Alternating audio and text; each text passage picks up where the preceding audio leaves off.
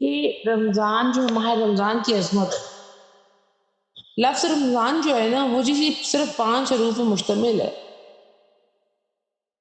عرف راہ اللہ تعالیٰ کی رضا سے ہے،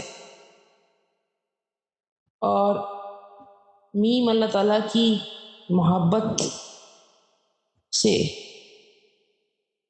اور ذات یعنی رمضان کا جو ذات ہے وہ اللہ تعالیٰ کی ضمانت سے ہے، الف جو ہے اللہ تعالیٰ کی الفت سے ہے، اور نون اللہ تعالیٰ کے نور سے لیا گیا ہے۔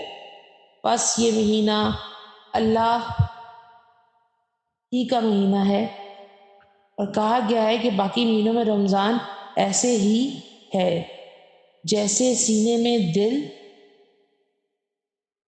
عام لوگوں میں انبیاء کرام اور شہروں میں حرم سے اجلال العین کو روکا گیا ہے، اور رمضان شریف میں شیطان قید کر دیے جاتے ہیں۔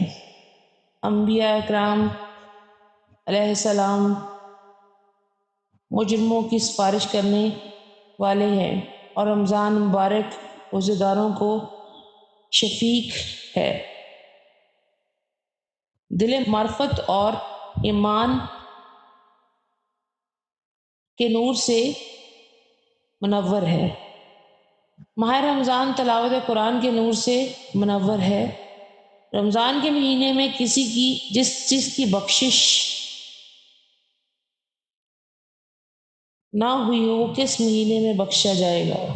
لہٰذا انسان کو چاہیے کہ توبہ کا دروازہ بند ہونے سے پہلے توبہ کر لے۔ بے شک استغفر ربی من کل ذنب واتوب الیہ، اس سے پہلے کہ توبہ کرنے کا وقت جو ہے وہ ختم ہو جائے، اس سے پہلے کہ روئے کے رونے اور رحمت کا وقت ختم ہو جائے۔ نبی کریم صلی اللہ علیہ وسلم نے فرمایا، میری امت جب تک رمضان کی عظمت برقرار رکھے ذلیل نہ ہوگی۔ ایک شخص نے عرض کیا، یا رسول اللہ ان کی ذلت کیا ہے؟ فرمایا، کسی شخص نے رمضان میں احرام کا ارتکاب کیا، یا برے عمل کیا، یا شراب پی، یا زنا کا ارتکاب کیا، اس سے رمضان مبارک کا عمل قبول نہ ہوگا۔